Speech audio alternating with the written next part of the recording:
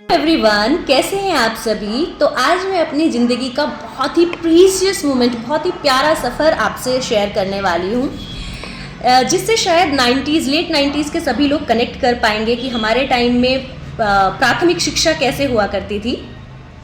ऐसे ही काफ़ी टाइम से मैं उसके बारे में सोच रही थी, तो कुछ धुंधली सी यादें हैं जो बहुत ही ज़्यादा जोर डालने पे मुझे याद आई, तो मैं उन्हें शेयर करना चाहती हूँ।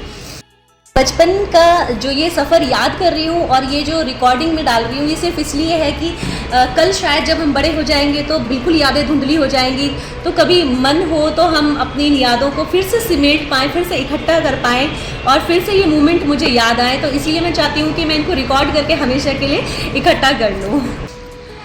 मेरी प्राइमरी शिक्षा, जो प्राथमिक शिक्षा है, वो शुरू हुई होगी लगभग 5 इयर्स से, क्योंकि गांव में हम पले बड़े हैं और वहाँ पर स्कूल 4 और 5 इयर्स में ही भेजा जाता है। यादें धुंधली हैं, बहुत कलेक्ट करने की कोशिश की है। जब मेरी शिक्षा शुरू हुई उस टाइम पर हमारे गांव में शायद सरकारी स्कूल भी नहीं था।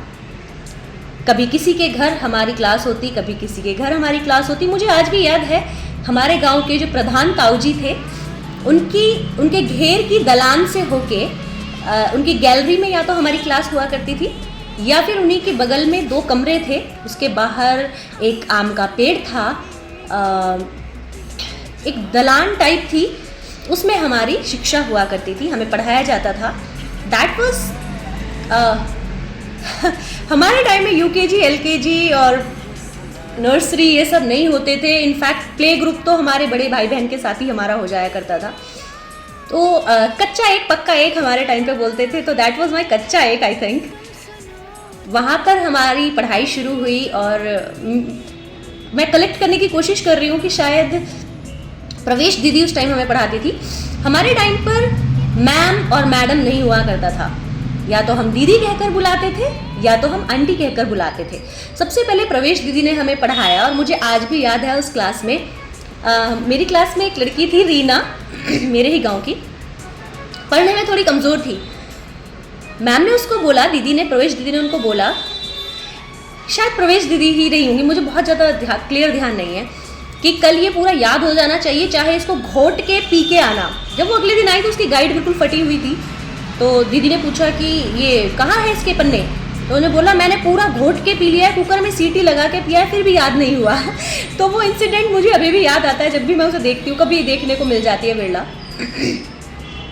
उसके बाद जब कभी बारिश आती या कभी वो दलान टपकती, तो हमें प्रधान ताऊजी की पक्की गैलरी के बीच में पढ़ाया जाता था। पहले हम घर से ही अपने बैठने के लिए कट्टे लेके जाते थे और उसके बाद शायद आंगनवाड़ी की तरफ से हमारे गांव को बैठने के जो लंबी वाली चटाइयाँ होती थी वो मिली थी, तो हम उस पर बैठते थे। संडे को हमें कुछ जो लड़कियां थी उनको हम टास्क दिया जाता था हमें कि हम उसको, जो हमारा क्लासरूम था, दलान थी, उसको अच्छे से मिट्टी और गोबर से लीप दें, साफ कर दें, झाड़ू लगा दें। तो हम छुट्टी के दिन वो किया करते थे।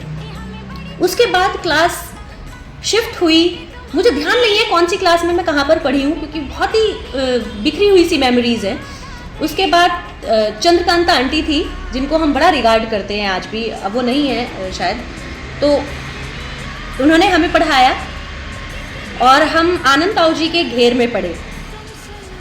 उसके बाद हमारी क्लास शिफ्ट हुई तो हम मंदिर में पढ़े। हमें मंजू चाची ने भी पढ़ाया, आनंद ताऊजी ने भी पढ़ाया, चंद्रकांता आंटी ने पढ़ाया, पम्मी दीदी ने पढ़ाया। फिर हम गांव के मंदिर में पढ़ते थे और मुझे आज भी याद है कि एक बार काम पूरा ना होने के कारण मुझे, मेरी ताऊजी की बेटी को और भैया की बेटी को हमें स्कूल से घर भेज दिया और हम डर की वजह से घर नहीं आए। हम वहीं मंदिर में खेलने लगे और स्कूल ख़त्म होने के टाइम पर घर आए। ऐसे ही 3 दिन चलता रहा और फिर हम पकड़े गए, फिर हमारी कुटाई भी हुई। तो ये मेमोरीज़ ऐसी थी। उस टाइम पर हमें पहले ही सारी कॉपी, पेंसिल्स ये नहीं दी जाती थी। मुझे आज भी याद है कि हम लोग तख्ती लिखा करते थे। हर एक स्टूडेंट के पास 2-2 तख्ती होती थी। एक को मुल्तानी मिट्टी से लीप के सुखाते थे, धूप में रखते थे, और दूसरे पर लिखते थे। और लिखते किस चीज़ से थे? बैटरी में जो सेल डलते थे उसको फोड़ के हम उसके अंदर से उसकी रिफिल निकालते थे और उससे हम लिखते थे। और फिर दवात में इंक घोल के या फिर जो नील कपड़ों में डलता है वो डाल के सबसे अच्छा सरकंडा सरकंडा जिसको हम सरवा बोलते थे, वो हम ढूंढ के लाते थे और उसकी कलम बनाते थे, किसकी राइटिंग सबसे अच्छी होगी। हम उससे स्पॉन्ज भी डालते थे ताकि अगर हमारी दवात गिर जाए तो हमारी इंक ना बिखरे। इंक की टिक्की आया करती थी उस टाइम पर, उसमें बड़ी प्यारी खुशबू आती थी। Red colour, blue colour, black colour, red colour से लिखने का हमारा इतना मन होता था, but that was not allowed क्योंकि वो टीचर्स के लिए होता है। तब हम ब्लैक और ब्लू कलर की टिक्की लेके आते थे, उसको पानी में घोलते थे, दवात में कलम से हम ऐसे डुबो डुबो के उसमें लिखते थे, तख्ती लिखते थे। उसके बाद हम कॉपी में लिखने लग गए। मुझे आज भी याद है कि प्रेयर मैं, राखी, अनीता और पारुल हम लोग प्रेयर किया करते थे स्कूल में। पास ही का एक गांव है किसनबाज, जिसमें कोई ऐसे बच्चे नहीं थे कि जो प्रेयर सिखा पाए, तो हमें वहाँ पे भेजा जाता था, हम पैदल जाते थे। स्कूल में हमेशा अच्छी छवि रही, हम पढ़ने में अच्छे थे और गांव की शिक्षा के हिसाब से बहुत अच्छे थे। देखते ही देखते हमारा सेकेंड, थर्ड, फोर्थ कंप्लीट होने लगा। मुझे अभी भी याद है कि जब मैं 5th क्लास में थी तब हमारे गांव में सरकारी स्कूल आ गया था। वो 1 साल मैंने सरकारी स्कूल में पढ़ाई की। वहाँ पर भी एक सर आते थे पासी के गांव लालपुर से, उनका नाम मुझे मुझे ध्यान नहीं है, अब शायद वीरेंद्र उनका नाम था। वो हमें पढ़ाने आते थे और भी टीचर्स बाहर से हमें पढ़ाने आती थी। तो इस तरह हमारी शिक्षा चल रही थी। हमने गांव में कभी किसी के घर में, फिर कभी दूसरे घर में मिट्टी से खेल के, और सीमा दीदी ने भी हमें पढ़ाया है। वो हमें मिट्टी से कुछ भी बनाने के लिए टास्क देती थी। उस टाइम पर आर्ट एंड क्राफ्ट के नाम पर ये सब नहीं था कि डेली हम खर्च करें, चार्ट पेपर लेके आए। उस टाइम पर बच्चे मिट्टी से खुद से कुछ ना कुछ बनाते थे। तो हम कभी शिवलिंग बनाते थे, कभी हम आम बनाते थे, मतलब फ्रूट्स और वेजिटेबल्स ये सब बनाया करते थे, मिट्टी से बनाया करते थे। फिर उसमें हमारी हार जीत होती थी कि इसका ज़्यादा अच्छा है। तो ऐसा बचपन हमने जिया है। स्कूल में हमारे गेम्स पीरियड के नाम पर ऐसा कुछ नहीं था। वहाँ पर लिप्टिस के पेड़ थे, लिप्टिस के पेड़ के जो फूल होते हैं उसमें से जो येलो कलर के छोटे छोटे फ्लावर्स गिरते हैं, उसको हम बोलते थे गिलासी, और हम उसको जोड़ के माला बनाते थे। क्योंकि हम मंदिर में पढ़ते थे तो हम शिवलिंग पे चढ़ाते थे या घर भी लेके आते थे। और ये हमारे खेल हुआ करते थे इंटरवल के, जो हमारे पढ़ाई के बीच में जो इंटरवल होता था उसके ये हमारे खेल हुआ करते थे। और मुझे अभी भी याद है कि पूरी गर्मी हम इंटरवल में या तो वो गिलासी चुगते थे, या फिर आरंडी के पेड़ों के नीचे आरंडी के बीज इकट्ठा करते थे, या फिर नीम के नीचे नीम की टहनियाँ इकट्ठी करके झाड़ू बनाते थे। तो ये हमारे खेल हुआ करते थे जो मुझे बहुत याद आते हैं। तो जो एजुकेशन, जब मैं अपनी याद कर रही थी कि हमारी एजुकेशन कैसे रही, हिंदी मीडियम में हम लोग पढ़े, गांव के स्कूल में पढ़े, कोई ऐसे स्पेसिफिक स्कूल भी नहीं था। एक बार दूसरे मोहल्ले में हमारा स्कूल शिफ्ट हुआ, उनका नाम मुझे ध्यान नहीं है, वहाँ पर भी हम पढ़े, वहाँ पर हमें पम्मी दीदी ने पढ़ाया। तो ऐसे ही चेंज होता रहा। स्पेसिफिक टीचर्स नहीं थे, स्पेसिफिक कुछ भी नहीं था, लेकिन फिर भी गांव के बच्चे पढ़ते हैं।